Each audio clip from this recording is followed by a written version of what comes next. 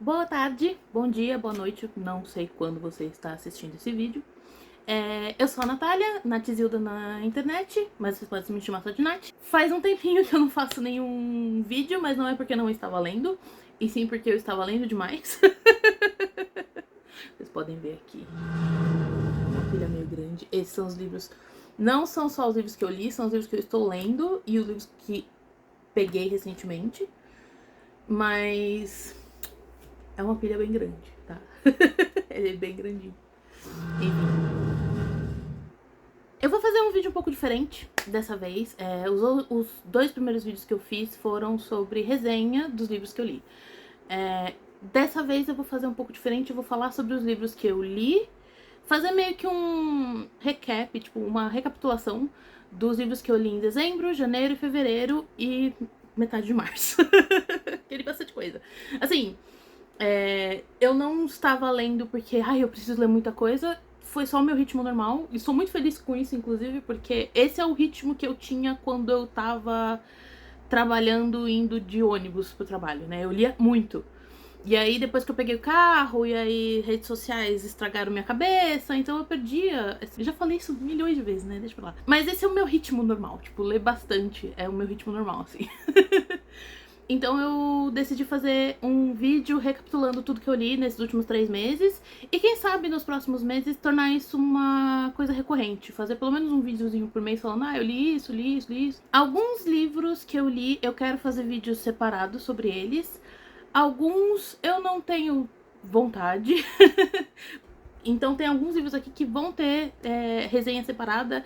Mas eu quis fazer esse vídeo também por causa disso. Tem alguns livros que eu li, que eu gostei, mas eu não tenho muito o que dizer, sabe? Então não tem necessidade de eu fazer um vídeo separado pra eles. Então eu vou fazer uma recapitulação. E aqui eu também vou falar sobre os livros que eu vou ler e sobre os livros que eu peguei recentemente. Não foram muitos, tá tudo bem. Eu não enlouqueci comprando trocentos livros de novo, tá tudo bem. Mas tem uns livrozinhos aqui que eu peguei, que está na minha lista de leitura agora, e eu quero falar sobre eles ainda mais porque tem um que eu tô bem empolgada pra ler. Então, vamos lá. O primeiro livro que eu li em dezembro foi O Planeta dos Macacos, de Pierre Boulle. Ele foi... Eu gosto muito de ficção científica, ele é obviamente um livro de ficção científica. Acho que a maioria das pessoas conhece já, né, as adaptações para cinema. E aí eu fiquei muito empolgada pra ler esse, porque eu gosto muito dos filmes de Planeta dos Macacos, tá? Pelo menos os que eu assisti. Eu não assisti todos. Eu não assisti o primeirão, eu não assisti os mais recentes, acho que o terceiro e o quarto eu não assisti. Eu não sei se tem 5. Mas enfim. E eu não assisti a série, mas eu assisti o do Tim Burton e eu assisti os 2 primeiros da história do César. E eu gosto muito desses filmes. Então eu tava empolgada pra ler. Foi ok. foi um livro ok. Ele tem um sério problema, que é o problema homem cis branco europeu escrevendo ficção científica. Eu não sei o que tinha na cabeça desse povo nessa época. Esse livro ainda é um pouco mais recente, né? Porque ele é dos anos 60 e o filme foi... O primeiro filme ele foi feito... O Pierre Boulle já estava vivo ainda, estava envolvido na produção. Eu acho que ele até chegou a escrever um roteiro para esse filme. Então esse livro não é... Ele não é tão antigo que nem, tipo, Júlio Verne, sabe? Que também eu tenho quase certeza que tem esse problema também, mas eu não li ainda, então não posso dizer nada. Mas é esse problema, sabe? O problema do colonizador escrevendo, então. Porque ele é um livro que fala muito sobre o instinto versus a sociedade, né? Invertendo os papéis. Mas o jeito que é apresentado é bem... você não precisava ter escrito desse jeito. Sabe? O fetiche mal disfarçado do autor. Isso acontece muito nesse livro, tá? E não, longe de mim fazer kink shame no cara, mas a maneira como é apresentado como se fosse uma realidade científica, sabe? Alguma coisa assim, incomoda muito, muito, muito, muito. Em vez, ele podia só ter assumido isso, que é só um fetiche, né? Mas tudo bem. Enfim, ele tem consciência própria suficiente pra entender qual é o problema que tem no livro, sabe? E eu acho isso muito interessante, porque o personagem principal... Esse livro eu vou fazer um vídeo separado sobre ele, mas eu quero fazer uma coisa diferente com ele, então eu só tô dando uma um review rápido nesse vídeo, né? Mas uma coisa que eu vou falar, o personagem principal ele é muito arrogante. Mas o livro sabe que ele é arrogante, a arrogância dele volta pra ele, sabe? Cai na testa. Ele se ferra muito por conta dessa arrogância dele mesmo. Tem um momento que é muito bom, eu não vou falar porque é uma coisa que a pessoa tem que presenciar na hora que ela tá lendo, assim.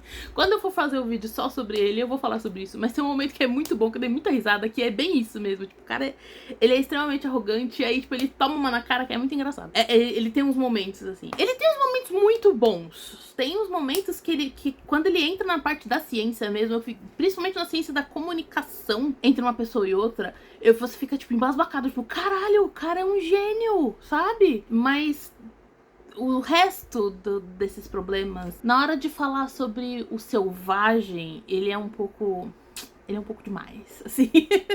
Ele é bem misógino também. Mas enfim, vou falar mais sobre isso quando eu fizer o vídeo com ele, o vídeo só sobre ele. Foi uma leitura mais ou menos. Eu não vou colocar nota, né? Tipo, 3 de 5, quase não. Eu não sei dar nota. Eu sou péssima nisso. Não são números, tá?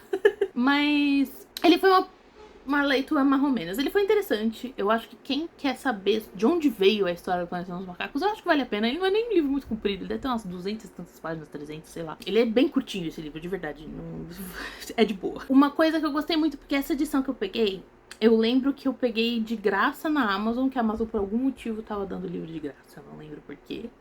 E aí ele deixava você escolher, e aí eu escolhi Planeta dos Macacos. E é uma edição da Aleph. Essa edição da Aleph, ela tem uns extras depois do livro muito legais, inclusive uma entrevista com o Pierre Boulle. O que é muito engraçado, porque basicamente ele não liga pras versões de cinema dos livros dele. Ele tem 2 livros, inclusive, que viraram cinema, né? Que foi Planeta dos Macacos e A Ponte do Uruguai. Que é um livro de guerra, sei lá. E eu acho que esses 2 filmes, ele chegou a fazer roteiro. E essas 2 vezes o roteiro foi, tipo, descartado. E aí um roteirista aleatório refez o roteiro. Então ele não liga pras versões de filme dos livros dele. E é muito engraçado porque a própria entrevista, o entrevistador, ele tenta muito, tipo, ai, mas e os filmes? O que você acha dos filmes? O que você acha das versões pra cinema? E ele simplesmente não liga. Ele fala trocentas vezes que ele não liga. Que ele não quer saber. Foi tipo dinheiro. Dane-se.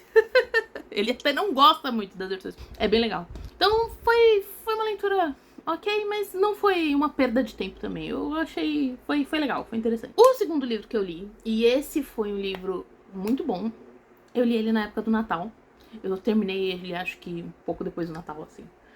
Foi Piranesi, da Susanna Clark. Eu falei que eu ia ler esse livro, eu estava empolgadíssima pra ler esse livro e eu li. Eu anotei bem menos do que eu imaginei que eu fosse anotar. Normalmente, o outro dela eu anotei trocentas coisas. Também porque ele tem 800 páginas, né? mas ele tem muito mais coisa que eu anotei. Esse aqui eu anotei pouco, mas assim, digamos que foram umas anotações bem substanciais. Tipo, eu anotei bastante coisa. Porque ele tem um mistério, né? E aí eu tava anotando coisas pra ver se eu conseguia tentar desvendar o mistério antes do livro acabar. Só por diversão, assim, sabe? Foi legal, foi uma leitura muito legal. Quando eu terminei o livro, eu gostei. Foi um livro muito bom, foi um livro muito interessante, ele trata de uns assuntos bem legais. Não entendi por que as pessoas falaram que esse livro mudou a vida delas. Aí eu dei uma pesquisada sobre os temas do livro e eu entendi. Ele é bem mais... Eu não sou uma pessoa muito inteligente, né? Mas eu sou curiosa, então eu fui atrás. E aí esse é outro livro que eu quero fazer um vídeo só sobre ele, porque eu vou ter que ler, acho que um conto do Edgar Allan Poe, inclusive, por causa disso. Eu explicarei. Ele é muito legal, ele fala bastante sobre identidade, sobre idealização da própria vida, assim, e dentro de uma roupagem bem fantástica, meio sci-fi, meio fantástica, né? Ele não é... Ele tem um quezinho de sci-fi, mas eu achei ele muito mais místico, muito mais fantástico do que científico, assim, e eu achei isso muito legal. Nossa, é bom, é muito bom mesmo. Ele é bem interessante de ler, você vai ficar pensando sobre ele por um tempo depois, assim. Ele é esse tipo de livro, você vai ficar, caramba, né? Foi uma leitura muito boa.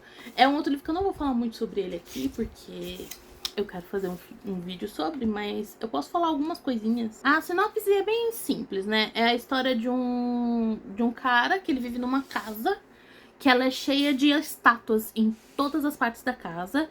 E essa casa também é tomada pela maré em intervalos regulares. Então, como ele vive lá há muitos anos, Ele nem lembra direito quem ele é. Ele se chama de Piranesi, eu não lembro porquê. Eu precisava ler direitinho pra saber porquê. Mas ele se chama de Piranesi, mas esse não é o nome dele de verdade. Ele se chama assim porque ele precisava de um nome pra si mesmo. Mas como ele tá vivendo lá há muito tempo, ele já aprendeu a se virar lá com as estátuas. Uma coisa que ele faz muito pra si mesmo é fazer um mapa da casa. Então ele viaja pela casa inteira fazendo um mapa, assim. Eu tô tentando lembrar do que era desse jeito. Que eu li também, tá na ponta da língua. Eu li um livro desse jeito uma vez.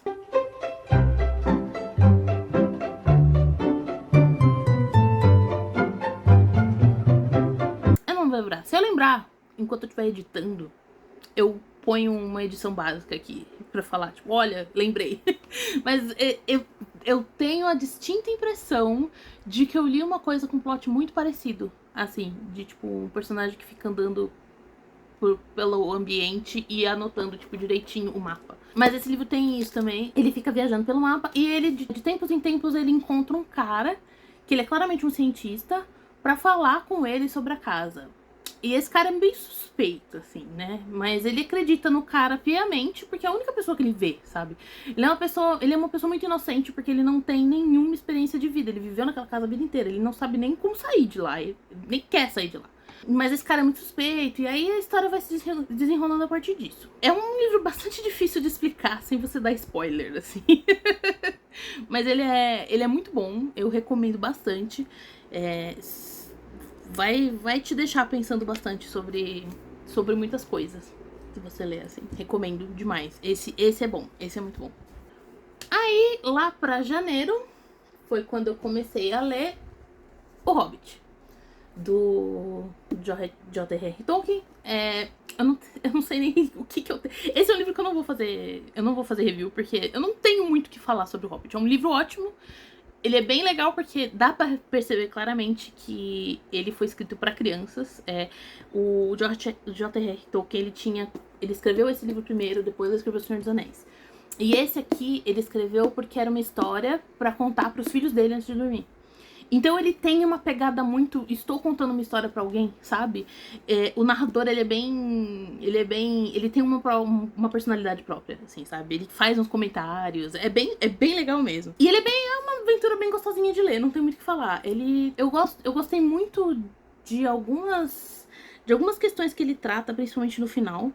Principalmente sobre ganância e sobre... A ganância versus a vida, assim, sabe? Porque toda a jornada do Bilbo é junto com os anões que querem recuperar a fortuna deles do Smaug, que é o dragão. O dragão, ele tomou conta do palácio deles e ficou com todo o tesouro. E eles estão indo atrás pra pegar o tesouro de volta. E assim... É uma aventura muito legal, só que dá pra perceber claramente que os anãos, né? A tradução faz o plural de anão com anãos. Os anãos, eles têm muito essa ganância, assim. E dá pra perceber desde o começo que foi essa ganância que meio que ferrou com eles, sabe? E aí no final chega um ponto que o Thorin, ele não quer abrir mão da ganância dele, sabe? Ele quer o tesouro inteiro dele pra ele. Ele podia ter resolvido o problema se ele resolvesse dividir o tesouro com os outros. Mas ele não quer dividir. O dinheiro, o tesouro é dele, só dele. Ele vai dividir com quem ele prometeu dividir e ninguém mais. E isso acaba sendo a queda dele. Ele acaba morrendo durante a guerra por causa disso. Porque ele foi muito ganancioso, ele não quis abrir mão, ele não quis a ajuda dos humanos nem dos elfos, né? Em parte porque os anãos e os elfos na história do Tolkien, eles têm uma rincha bem antiga. Então eu não quero a ajuda dos elfos de jeito nenhum, mas isso acaba sendo a ruína dele. E é bem interessante o contraste entre ele e o Bilbo, porque o Bilbo, ele é o contrário disso. Ele aceita ir pra essa viagem por causa do dinheiro. Inclusive, eu acho que isso também é uma mensagem sobre a ganância, porque se ele tivesse ficado na casinha dele, ele teria ficado tranquilo. Boa parte do livro, Bilbo tá tipo, não devia ter vindo, sabe? E eu acho que ele tira coisas boas, né? Porque ele fica realmente muito rico no final. Isso até mostra no Senhor dos Anéis, né? No começo do Senhor dos Anéis, mostra que o Bilbo é um cara muito rico no condado. Ele fica muito rico, ele faz muitos amigos, né? Ele tem uma experiência de vida que ninguém mais na cidade dele tem. Mas boa parte do livro é ele desejando estar em casa querendo a tranquilidade dele e tal. E o livro é muito sobre isso, tipo, por que a gente vai atrás de problemas se a gente podia ser feliz com as pessoas em volta de nós, sabe? Com as pessoas que a gente ama, com a tranquilidade que a gente tem. O Tolkien, ele disse que ele não coloca alegorias nos livros dele, né? Ele falou isso uma vez. Mas esse cara foi pra guerra, tá? Então eu acho que boa parte das narrativas que ele escreve são baseadas nesse negócio, tipo, eu fui pra guerra, eu precisei lutar numa guerra e eu nem sei se isso foi bom. E eu voltei traumatizado. Eu voltei traumatizado, meu filho foi pra guerra. Eu não sei se isso... Por que isso existe, sabe? Por que essa guerra, essa maldade toda existe? E acho que isso aparece muito nos livros dele. É uma coisa... Eu não sei nem se é consciente, mas é uma coisa que aparece muito nos livros dele. O Senhor dos Anéis tem isso, o Hobbit tem isso. Então faz muito sentido ser um livro... Tipo, os dois personagens, tanto o Bilbo quanto o Frodo, são personagens, tipo... Eu não queria estar aqui. Eu não queria estar passando por todo esse sofrimento. Eu tinha uma vida boa já, sabe? Essa parte do trabalho do Tolkien é bem forte, assim. Eu achei isso lendo, tanto com o Senhor dos Anéis quanto em Hobbit. Lendo os dois, eu senti muito isso. Maravilhoso. O livro é muito bom, não tenho o que falar. Foi uma aventura muito divertida, mas, sei lá, não é um livro que eu tenho vontade de falar mais sobre ele. O que eu queria falar, eu já falei. Eu coloquei aqui no livro que os dragões são CEOs da antiguidade. E eu achei isso muito engraçado, eu não lembro nem porquê. Eu acho que é porque eu... eu vou ler essa passagem. É boa, é uma passagem boa. Indubitavelmente, foi isso que atraiu o dragão. Dragões roubam ouro e joias, sabe? De homens e elfos e anãos, onde quer que os achem. E guardam em seu butim enquanto vivem. O que é praticamente para sempre, a menos que sejam mortos. E nunca aproveitam nem um anel de latão de tudo aquilo. De fato, dificilmente sabem a diferença entre uma peça bem feita e outra ruim, embora normalmente tenham boa noção do valor de mercado corrente. What the fuck? Noção do valor de mercado corrente, é um dragão! E não conseguem criar nada sozinhos, nem mesmo consertar uma escama solta de suas armaduras. Eles são os CEOs da antiguidade, cara! Eles são os CEOs da antiguidade! Os dragões, eles sentam em cima do dinheiro, o dinheiro não corre pela sociedade, porque eles sentam em cima da porra do dinheiro e ainda não sabem fazer nada sozinhos, nada. Tudo eles dependem dos outros e eles foram por eles. Eles são os CEOs da antiguidade. Eu gostei muito dessa anotação. Parabéns, Natália do passado, você fez uma anotação muito boa. Tem outras coisas que eu coloquei aqui. Essa anotação é boa também. A instituição literária britânico sendo forçado a viajar segue funcionando. Olá, Douglas Adams. Guia do Mochileiro das Galáxias é a mesma coisa, né? Enfim, são britânicos. Britânicos só querem viver. Não tenho nem o que falar. Enfim, eu li Babel. Eu não caio nessa, tá? Depois do Hobbit, lá pra final de janeiro, começo de fevereiro, eu li, falando no diabo, o Guia do Mochileiro das Galáxias. Eu li todos, né, os livros, porque o Guia do Mochileiro das Galáxias são 5 livrinhos fininhos. E aí, um anjo fez essa edição maravilhosa, linda, maravilhosa, perfeita, eu amo essa edição, com todos os livros aqui dentro. Eu acho que... Eu não sei quem me falou que na verdade agora são 6 livros, que eles acharam um livro póstumo dele, alguma coisa assim. Mas aqui não tem 6, só tem 5, tá? Eu acho que esses livros, que essa é uma versão revisada dos livros, porque tem um prefácio do Douglas Adams falando sobre isso. São 5 livros aqui, então... Não li um livro, li 5. Mas são 5 fininhos, né? Então foda-se. É outro livro que eu não tenho nem o que falar. Esse é outro livro que eu não vou fazer vídeo, porque eu não tenho muito o que falar sobre ele. Ele é maravilhoso e é isso. É a história do Arthur Dent, que ele acorda descobrindo que o governo vai destruir a casa dele pra fazer uma rodovia. Ao mesmo tempo em que um grupo de alienígenas está prestes a explodir a Terra pra fazer uma rodovia hiperespacial no lugar dela. Maravilhoso. E aí a história dele começa porque ele consegue fugir com um mochileiro das galáxias.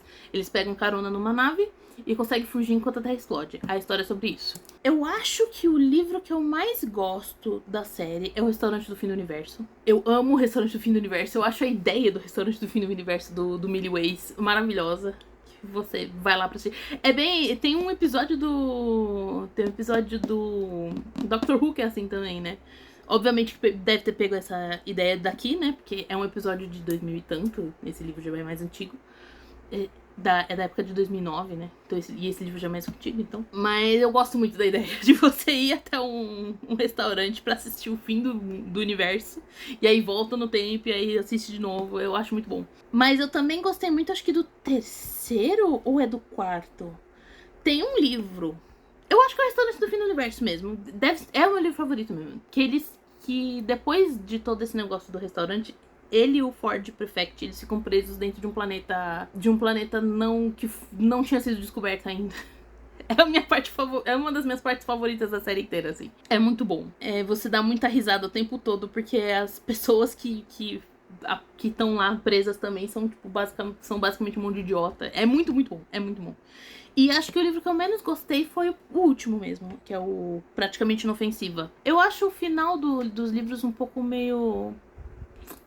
é isso. Eu acho que ele combina muito com o livro em si, né? Esse humor bem seco, bem dark, assim, dele sempre foi parte dos livros, então ele terminar do jeito que ele terminou é muito parte dos livros também. Eu acho que ele terminou direito. Eu só achei que ele termina meio do nada, assim. Puf, terminou. É isso. Mas eu achei ok. Mas ainda assim, o último livro eu acho que é o livro mais sem graça dos livros do Mochileiro das Galáxias, de verdade. Eu tava terminando assim, empurrando com a barriga.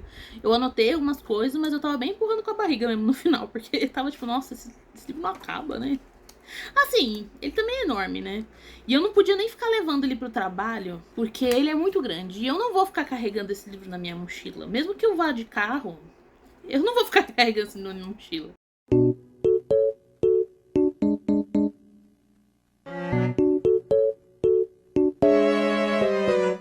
Mas tem uma parte que eu preciso muito... Eu preciso ler isso aqui também. Que é um momento no último livro que ele reencontra a trilha. E ela tá falando de algumas regras, de algumas leis que foram introduzidas no universo, né? Ela fala: sabia que eles reintroduziram a pena de morte para os diretores de companhias de seguro? Sério? Não sabia disso. Pra qual crime? Como assim crime?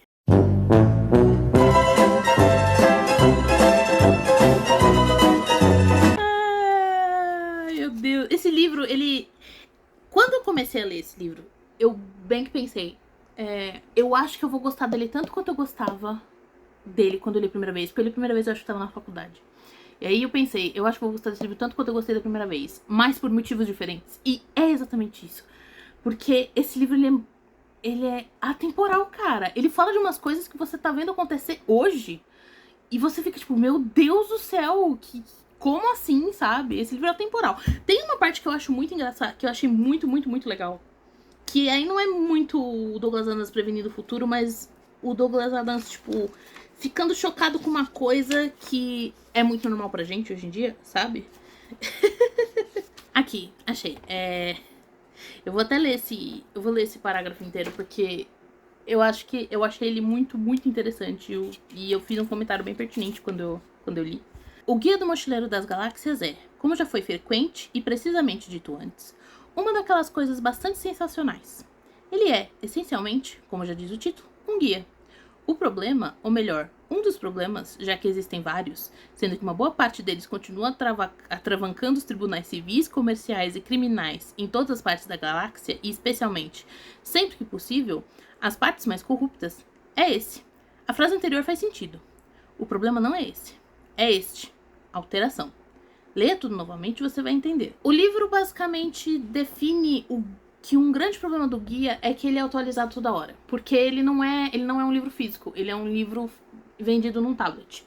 Porque ele é tão grande, tão extenso, que não caberia num livro físico. Precisaria de, tipo, prédios e prédios pra caber a série do Guia do Mochileiro das Galáxias fisicamente. Então eles fizeram um tablet, que é só pro guia, que tem todas as informações lá. E é muito interessante que ele define isso como um problema. Esse fato dele ser atualizado constantemente é definido como um problema.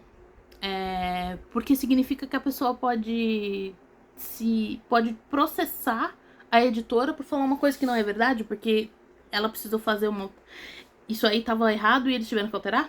Só que a pessoa tinha uma versão antiga? Ou a pessoa leu antigamente, aí ele atualizou e ela não viu, sabe? Eu achei isso fantástico porque o guia é a Wikipédia. E a Wikipédia é atualizada constantemente. A maioria das coisas que a gente tem acesso de informação hoje em dia são atualizadas diariamente. E é uma coisa que a gente tá acostumado. A gente leva uma enciclopédia gigantesca gigantesca no nosso bolso todos os dias. O guia é a Wikipédia.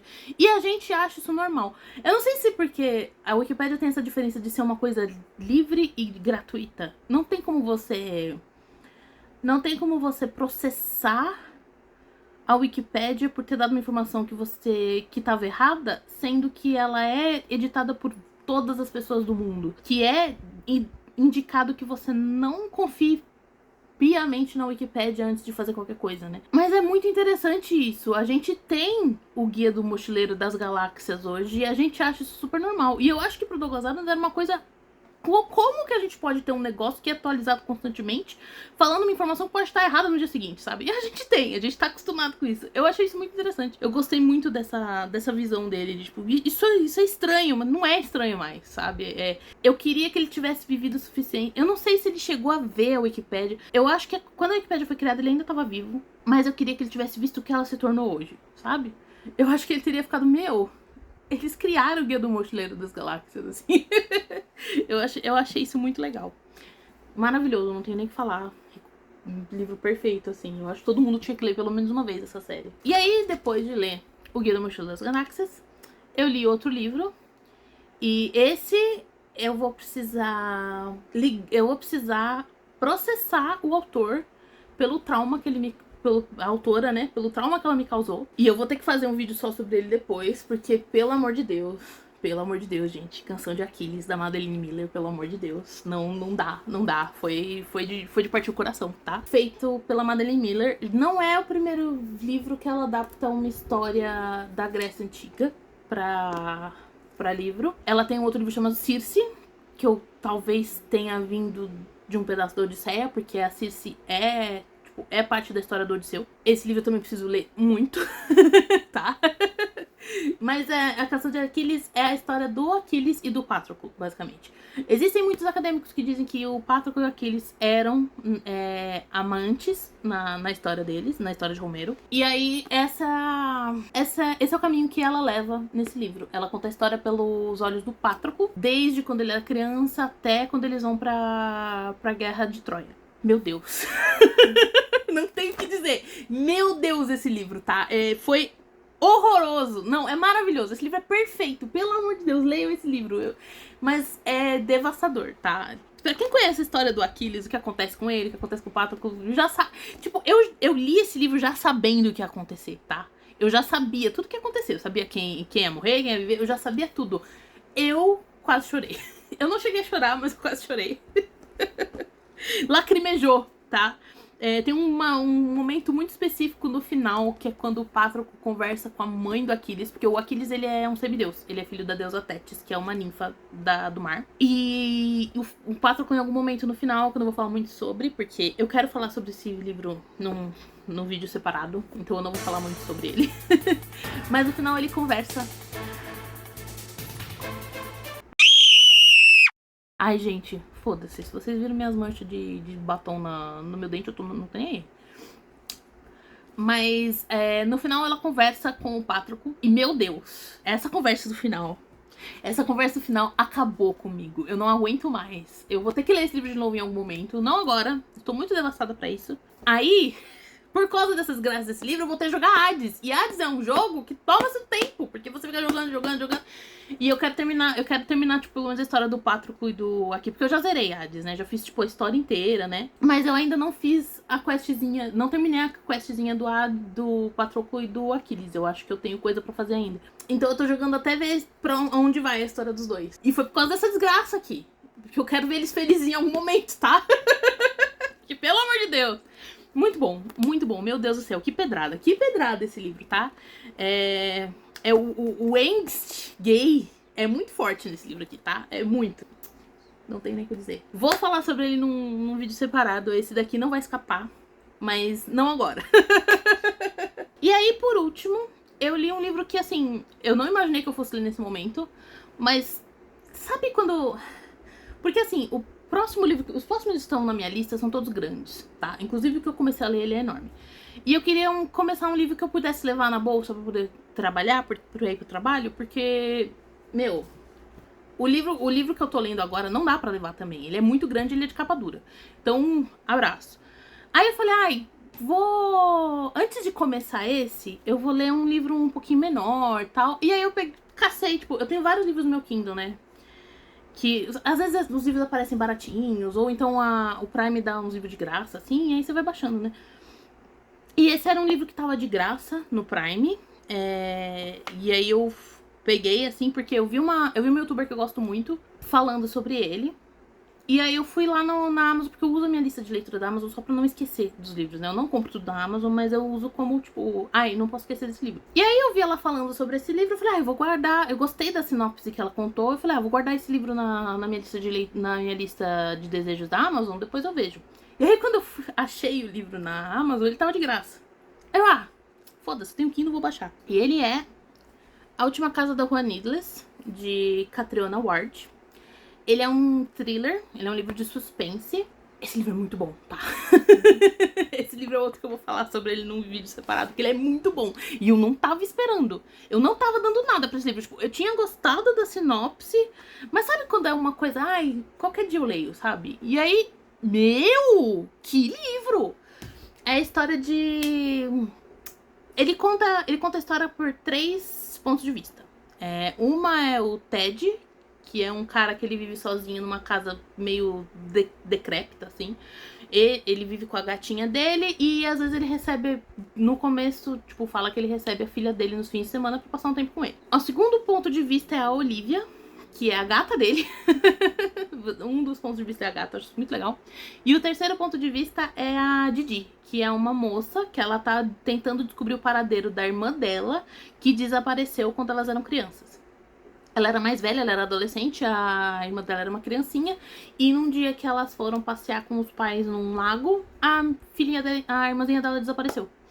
E ela tá até hoje, tipo, agora ela é adulta na história, né? E ela tá até hoje tentando descobrir o que aconteceu com a irmãzinha dela. E aí o livro vai contando, esse livro, ele é bem difícil de pegar no começo, tá? Ele é muito estranho. Conforme você vai entendendo a história, você vai ficando, meu... E ele é esse tipo de livro que ele é muito surpreendente. Tem uma citação do Stephen King na capa falando muito bem desse livro. E eu entendo por quê, porque esse livro é bem Stephen King coded, assim. Ele tem uma vibe muito estilo de escrita do próprio Stephen King. Mas eu achei esse livro muito mais... Como eu posso dizer? Ele é muito mais gentil. Porque o Stephen King, ele é um cara que escreve umas coisas bem sombrias, assim. E os livros dele nem sempre tem um toque de esperança, né? Normalmente eles só são terríveis no final, assim. Pelo menos Desespero é assim, né? O próprio It é um livro que tem um final bem... né?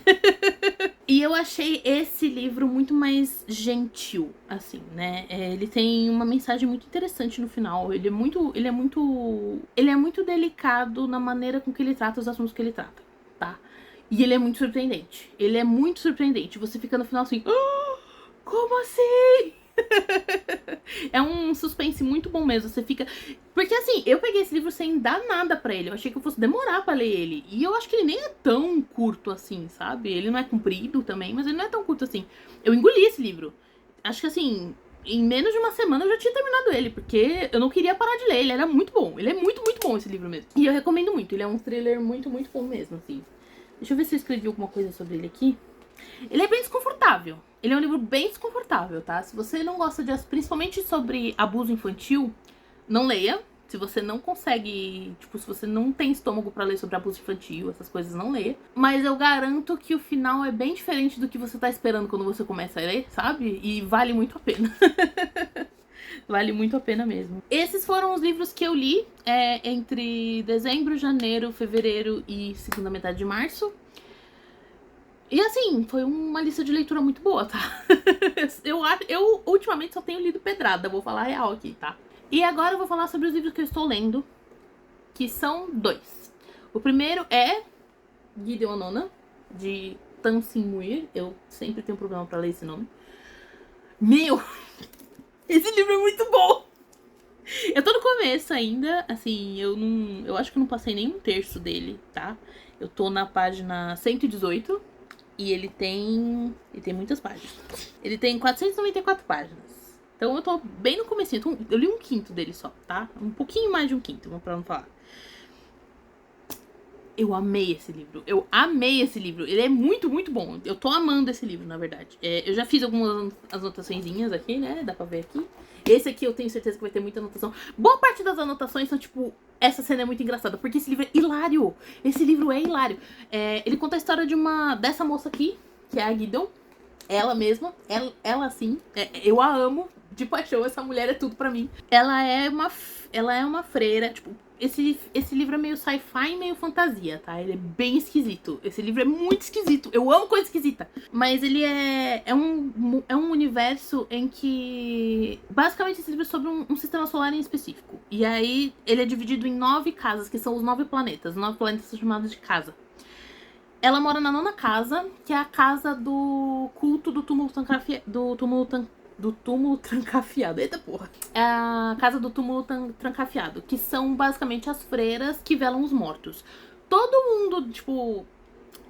A magia principal de todas as casas é necromancia, tá? Todo mundo controla os mortos nessa porra. É maravilhoso. Mas a casa dela é a 9ª casa, que é a que vela pelos mortos. E ela é uma freira, todo mundo nessa casa é basicamente um devoto da 9ª casa. É tudo muito sombrio, tudo muito decrépito, tudo muito sujo, né? Ela odeia esse lugar, mesmo porque ela nem é originalmente da 9ª casa. A mãe dela, fugindo de não sabe-se lá o que, caiu no planeta, morreu. Na hora que ela chegou, ela já morreu. Então ela foi adotada pela 9ª casa. Ela se tornou meio que uma escrava. Ela não é bem uma escrava, porque ela não é parte da 9ª casa, mas ela virou uma serva de lá. Então, e ela odeia esse lugar com todas as forças dela. Ela principalmente odeia a herdeira da 9ª casa, que é a Harrow. Elas se odeiam. Gente, esse livro é o Enemies to Lovers mais bem escrito da história. Eu tenho certeza que é um Enemies to Lovers, tá? Absoluta, tenho absoluta certeza. Mas ele é muito bem escrito. Ele é muito bom, porque ela não é tipo... Elas se odeiam pelo nome, elas realmente se odeiam. Elas se odeiam muito, elas se odeiam demais. E é muito engraçado, porque elas tiram uma com a outra demais, assim, o tempo todo. É muito bom. Mas basicamente é isso. Ela odeia esse lugar, toda hora ela tenta fugir. O livro começa com ela tentando fugir e ela não consegue. Só que nessa maluquice toda, a herdeira da casa, que é a Harrow Hawk, o nome dela? É, Harrow Hawk. Ela é chamada pra fazer um teste pra se tornar uma licor.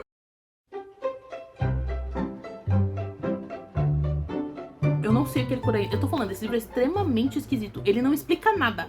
Nada. Você vai lendo e ele é tipo jogar um jogo do Kojima, tá? É tipo quando eu fui jogar Death Stranding, eu não entendi porra nenhuma. Eu tava adorando, mas eu não entendi porra nenhuma. E esse livro é assim, exatamente assim. Ele te joga um monte de termos, um monte de coisas acontecendo, e você não entende porra nenhuma do que tá acontecendo. Mas ele é muito bom. Basicamente, a Harrow, ela é chamada pra se tornar uma licor. Ela tem que passar por um teste que todos os planetas recebem essa carta de um adepto pra se tornar esse tal de Licor. É com Y, não sei como se fala. E ela é uma das pessoas chamadas. Tem que ela e um cavaleiro são chamados. Todas as casas recebem o chamado de um adepto e de um cavaleiro. E ela recebe. Ela e um cara que é um cavaleiro da 9ª casa. Só que esse cavaleiro da 9ª casa, a mãe dele ficou desesperada, porque tem-se a crença de que existe uma grande chance das pessoas que são chamadas para serem adeptos e cavaleiros na primeira casa podem morrer no processo. E aí a mãe desse cavaleiro fica desesperada. Não, pelo amor de Deus, não pode levar meu filho, não sei o quê. E aí os dois fogem. Então a Harrow fica sem cavaleiro. E a Gideon ela tem outras pessoas que sabem lutar com espada. O cavaleiro, é costume ele usar uma rapieira. E ela tem pessoas que sabem usar rapieira na 9ª casa, mas são pessoas muito velhas, que já não tem o pique pra ir, tipo, pra proteger ela, sabe? E a Gideon é uma pessoa que sabe usar espada, ela sabe lutar. Só que ela usa uma espada de 2 mãos. E aí eles têm, tipo, 3 meses pra treinar. E aí ela fala, olha, se eu treinar você vem comigo. E aí se a gente conseguir, se eu conseguir virar uma licor, você vai embora e faz o que você quiser. Eu não quero nem saber. Você, tipo, eu só preciso que você vá lá e seja minha cavaleira durante esse período. Depois disso, foda-se. Faz o que você quiser. Eu não quero nem saber de você. E a Gideon aceita. Aí, durante 3 meses, ela treina com uma rapieira. Ela odeia usar rapieira, porque ela tá acostumada a usar uma espada de 2 mãos. Mas ela treina. ela se torna uma cavaleira e aí as duas vão. E a primeira casa, o castelo da primeira casa, ele é, tipo, gigantesco e totalmente detonado. Não mora, tipo, os 3 sacerdotes que fazem esse teste dos líquors e mais ninguém. É horrível o castelo. O castelo tá detonado totalmente. E aí elas têm que, basicamente, desvendar o mistério desse castelo para virarem líquors. E aí foi onde eu cheguei na história. Claramente não terminei. Esse livro é hilário, cara. A Gideon, você vê, toda a história é feita pelos olhos da Gideon. E não é em primeira pessoa, ele é em terceira pessoa. Mas é basicamente, o narrador é basicamente a Gideon. E ela é hilária, cara. Ela é o personagem mais engraçado que eu já li. Esse é o livro... É o tipo de livro que você ri em voz alta quando você tá lendo, tá? E ele foi muito bem adaptado em português, porque ela é muito boca suja, ela fala muito palavrão. Só que eles adaptaram muito bem em português, então você ri muito com ela, porque são os nossos palavrões, sabe? É muito engraçado.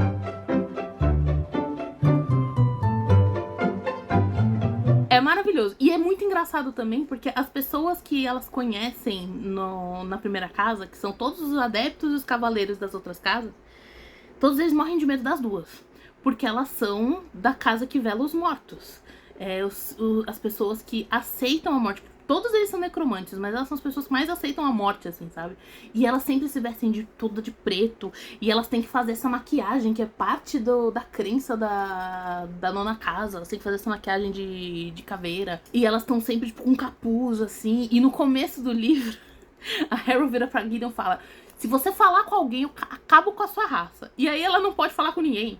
Então ela passa boa parte do começo do livro sem falar um A pra todo mundo. As pessoas vão conversar com ela e ela só faz assim. Então todo mundo morre de medo dela, porque ela é uma pessoa extremamente sombria, de preto, com maquiagem de caveira, e ela não fala um A. Só que aí você tá dentro da cabeça dela e você sabe que ela é uma completa idiota, porque essa mulher é burra. Essa mulher é muito idiota, velho. Eu amo ela. Ela é maravilhosa. Ela é um dos melhores personagens do mundo. E assim, ela é lésbica. Então tem uma mulher que ela é muito bonita, que é uma das adeptas. Ela é muito linda. E aí ela chega pra ela e fala: eu vou fazer um duelo com os cavaleiros, você topa? E aí ela fala: meu, como é que eu vou negar essa gostosa, sabe? É muito boa, ela é muito engraçada. Tipo, a cabeça dela, tipo, as coisas que ela pensa são completamente insanas. Só que pras pessoas de fora, ela é muito assustadora. Mas pra quem tá vendo o que ela tá pensando, meu, essa mulher é muito boa, é muito tonta. Ela é muito tonta. Então é muito bom. E é bem, tipo, brain and brawl, sabe? Tipo, a Harrow é a inteligente e ela é o músculo. Só que você tá na cabeça da pessoa que é o músculo, então é muito bom. Porque normalmente nesses livros, principalmente esses livros que tem muito mistério e tal, normalmente você tá sempre acompanhando um personagem. Ele não precisa exatamente ser inteligente, tá? Às vezes ele é muito inteligente. O outro livro que eu tô lendo, inclusive, é um personagem que é muito esperto. Ele é meio Deco das ideias, eu gosto muito dele. Então, normalmente, esse tipo de livro é um personagem que ou é muito inteligente, porque ele precisa saber desvendar os mistérios, ou ele, pelo menos, é muito curioso. Então, mesmo que ele não seja a pessoa mais inteligente do mundo, ele quer saber sobre as coisas, ele quer ir atrás. E aí, até melhor, porque você vai entendendo a história junto com o personagem. Normalmente é assim. No caso da Gideon, não. Ela não é inteligente, ela não é curiosa. Tem um momento que a Harrow some. Faz uns 2 dias que ela não vê a mulher. E ela fala: puta, eu vou ter que ir atrás dela, né? E aí ela vai, ela começa a andar pelo castelo. E assim, o ritmo desse momento, da narrativa nesse momento, é um ritmo muito lento, porque é o ritmo dela. Ela não quer ir atrás. Por ela, se a Harrow morresse, era a melhor coisa do mundo.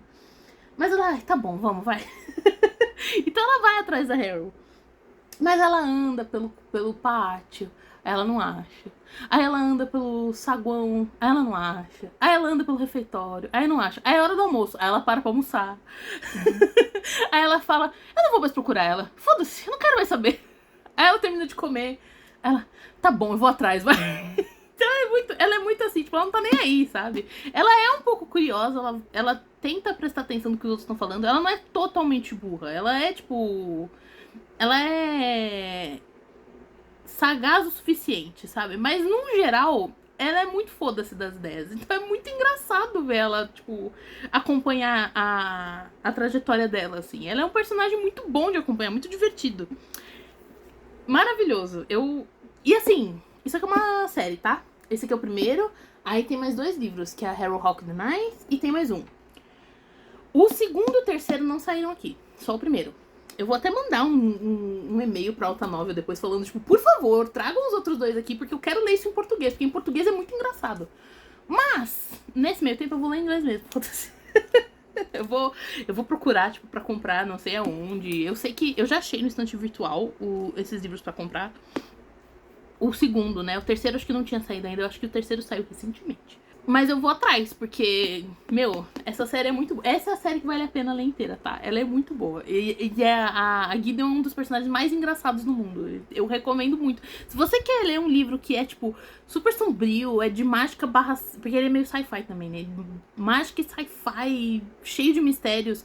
Mas você quer dar uma cisada, lê esse livro. É muito bom mesmo. E aí, o outro livro que eu não tô lendo, eu tô ouvindo. Eu tenho uma amiga australiana que ela comentou sobre, tipo, que ela sabe muito sobre vários livros de fantasia, assim, que a gente não tem muito acesso, porque eu acho que o Brasil, ele só traz os livros de fantasia mais famosos, assim, sabe?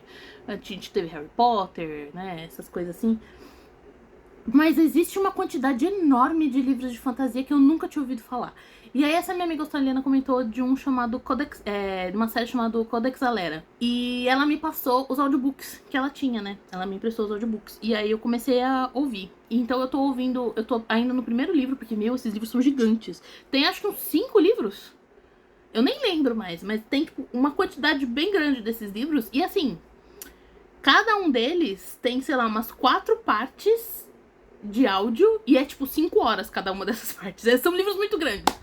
E eu tô no primeiro ainda, eu tô acho que na última parte do primeiro, mas eu tô no primeiro ainda. Que é o Furies of Calderion, se eu não me engano. Esse é o nome do primeiro livro. Acho que, e o nome do autor eu acho que é Jimmy Butcher. Eu vou pesquisar isso direito, eu vou colocar aqui na tela, tá? Aqui em algum lugar. Porque eu não lembro direito o nome do autor. Mas eu tô ouvindo Furies of Calderion da série Codex Alera. Eu nem sei se esse livro existe em português, tá? Talvez exista, talvez não.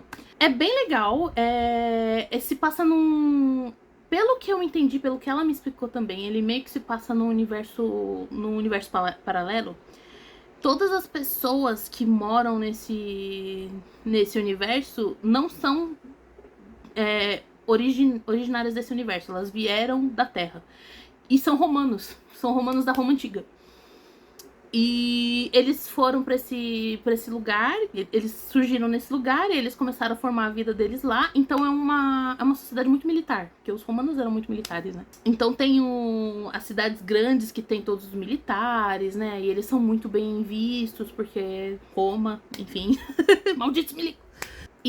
Mas tem também as pessoas que são basicamente os donos de... Eles chamam de stakeholders, mas são os donos de fazendas, né? Que são das áreas mais remotas do planeta, do país que eles estão, né? E eles são basicamente donos de fazenda, eles cuidam das pessoas em volta e tal, mas são pessoas que vivem de forma mais rural, né? Plantando, criando gado, essas coisas assim. A pegada desse universo paralelo é que as criaturas originárias desse universo são as fúrias, que são basicamente elementais. Tem fúrias que são do vento, tem fúrias que são do fogo, tem fúrias que são da água e tem fúrias que são da terra. Eles são elementais. E conforme essas pessoas foram vivendo durante os anos junto com as fúrias, bebendo a água onde tem as fúrias, né, usando o fogo, a terra e tal, eles acabaram se conectando com as fúrias. Então as pessoas têm poderes elementais vindos dessas fúrias. E aí cada uma dessas fúrias, além dos poderes elementais que elas fornecem, tem coisas extras. Por exemplo, as fúrias da água, as pessoas que têm poderes com as fúrias da água, essas pessoas, elas sentem os sentimentos dos outros com muita força. E elas têm poderes curativos. As pessoas com poderes de fogo, elas conseguem controlar os sentimentos das pessoas, que eu achei isso muito interessante. É um poder de fogo que eu não tinha imaginado, mas eu achei muito legal. E assim vai, né? Cada um tem os seus poderizinhos, assim. As pessoas que têm poderes de vento, se elas são fortes o suficiente, elas conseguem voar, essas coisas assim. E o que tá acontecendo... E aí tem outras pessoas que são originárias desse planeta, que são os... Eu não lembro o nome deles, mas eles são, tipo, outras pessoas de outra... Eu acho que eles são até de outra espécie, assim. Porque eles se juntam com... Ele é bonding, eu não sei como traduz isso. Eles fazem laços com as bestas. né? Ele é meio... Esse livro é meio kinky, assim, tá? Dá bem pra perceber que ele é meio kinky, assim. Mas eles se juntam com as bestas e tal. Eles têm costumes completamente diferentes, assim. E aí as pessoas, os humanos e essas pessoas dessas tribos estão meio que em pé de guerra. Porque um quer tomar conta do outro, toda vez que um encontra o outro, eles acabam batalhando, assim. E aí começa uma ameaça de que essa tribo que se conecta com as bestas tá querendo invadir o país onde vivem os humanos. E aí a história começa meio assim, porque as pessoas que sabem sobre isso, uma delas trai a outra, que é a mocinha principal. Eu esqueci o nome dela. Quando você ouve, eu acho que dependendo do... Quando você tá ouvindo, eu acho que você não pega tanto a informação, aí você acaba esquecendo as coisas. Mas a mocinha que é a principal, ela é meio que uma espiã do governo. E ela tá indo com o mentor dela pra descobrir sobre essa ameaça. E eles descobrem. Só que o mentor dela trai ela. Ele, na verdade, tá do outro lado. E aí ela tem que fugir. E quando ela tá fugindo, ela encontra o mocinho principal, que é o Tavi. Ele é tipo... Ele é o Deco, basicamente. Ele não tem poderes de fúria, com as fúrias. Ele nunca se conectou com nenhuma fúria, ele não tem poderes. Mas ele é muito esperto. Ele é o Deco, basicamente. É bem legal. Eu acho que é por isso que eu gostei tanto dele. Mas ele é muito esperto. Só que ele não tem os poderes. E aí ela encontra com ele durante uma tempestade. As tempestades desse planeta são tempestades, assim, de fúrias. Então elas se transformam em cavalos e atacam as pessoas. É bem doido, assim. E ele salva ela. E aí, basicamente, ele é a única pessoa que sabe sobre essa invasão. E ela tá agora presa numa fazenda bem longe de onde ela veio, assim. E ela tem que contar pro rei o que tá acontecendo. Então a história é basicamente isso. Ela tendo que ir até a cidade mais próxima pra entrar em contato com as pessoas ali pra avisar que vai ter uma invasão. Porque eles estão, tipo, bem na linha de defesa. E aí o primeiro livro é basicamente isso. Eles tentando impedir a outra tribo de invadir. E aí, no meio do caminho, o próprio Tavi, ele acaba sendo sequestrado por umas pessoas da tribo. E ele acaba conhecendo as pessoas da tribo, então você vê o outro lado, tipo...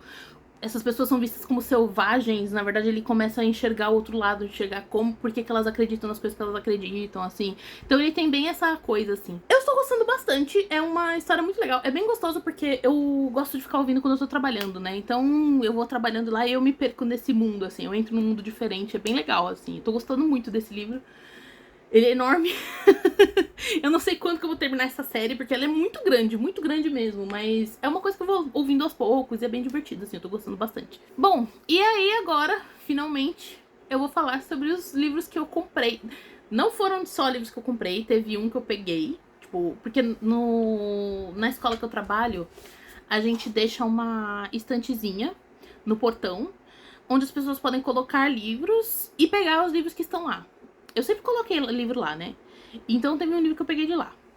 O livro que eu comprei, que é um livro que eu estava com muita vontade de comprar faz muito tempo, e aí eu decidi. The Spirit Bears Its Teeth, do Andrew Joseph White. Eu já tenho um livro dele, eu já tenho um livro desse cara. Eu nem li ainda, que é esse aqui. Eu já mostrei ele, calma.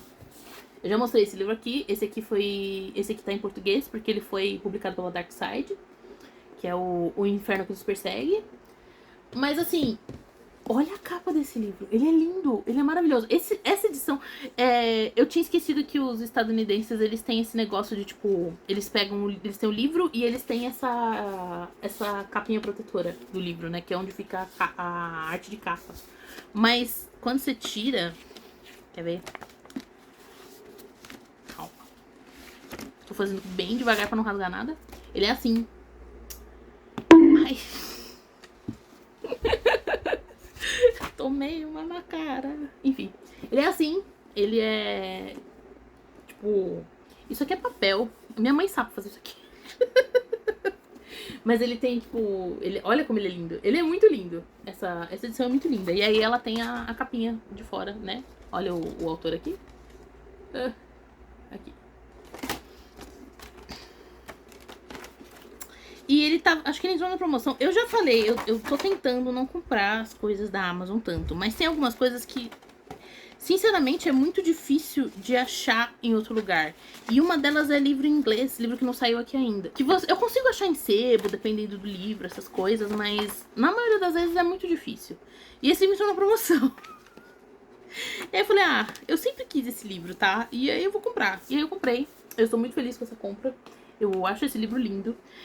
Eu nem li o outro ainda, eu nem sei se eu gosto desse autor, mas eu acho os livros lindos, então eu fiquei com eles. E assim, a pessoa que não me recomendou, que é uma youtuber que eu acompanho, ela fala desses livros bastante e ela tem um gosto muito parecido com o meu. Gosta de coisa esquisita e tal. E aí então eu tenho bastante confiança de que eu vou gostar desse livro também. Que eu vou gostar dos dois.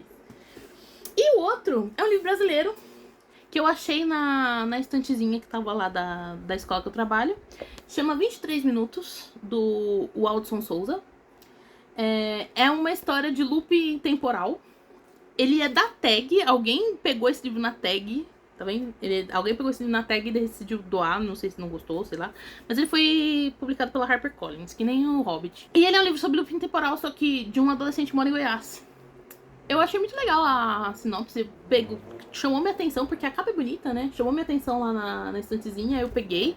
Aí eu olhei a sinopse e falei, legal. Aí eu peguei pra mim. É sobre um moço que eu acho que ele falece e aí ele volta no tempo. Ele volta 23 minutos, inclusive, que eu tenho quase certeza que talvez não seja o mesmo tempo do loop de Outer Wilds, mas é muito parecido. Eu acho que o loop de Outer Wilds é meio que, tipo, 20 e poucos minutos, assim, 22 minutos, 23 minutos. Então eu achei, tipo, nossa, é o mesmo tempo de Outer Wilds. E eu peguei. E aí é isso. Esses são os livros que eu peguei pra ler, eventualmente. Esses são os livros que eu estou lendo. Foi uma recapitulação muito boa. Todos os livros que eu li, assim, tirando Planeta dos Macacos, todos os livros que eu li eu gostei muito. Muito, de verdade, assim. Não teve nenhum livro que eu li aqui que foi ruim, tá? E agora os livros que eu tô lendo também são muito bons. E eu acho que vai ser assim. Eu ainda quero fazer mais vídeos de resenha e tal. Mas eu acho que pelo menos uma vez por mês eu vou tentar fazer essa recapitulação de, tipo, livros que eu li, livros que eu vou ler, se eu comprei um livro ou não. Eu tô tentando não comprar mais tanto livro, porque eu não tenho nem espaço pra colocar eles, tá? Eu não sei se vocês sabem, mas a minha estante, ela está, tipo, muito cheia. Eu vou colocar mais 2 estantes na minha parede, então ela vai ficar menos cheia e eu vou conseguir colocar mais. Yes! É óbvio que eu não vou parar de comprar, ou pegar livros emprestados, enfim. Mas eu tô tentando evitar justamente por causa disso, porque eu preciso deles que estão na minha mão, né? Eu até que tô tendo um ritmo muito bom, assim, tá? Pô, eu li 5 livros. Li 6 livros que eu comprei, sabe? Aí eu comprei um só. Então o meu ritmo tá bom, assim. Mas aí a gente se vê mês que vem pra falar mais sobre os próximos livros que eu li, que eu vou ler, etc. Beijo!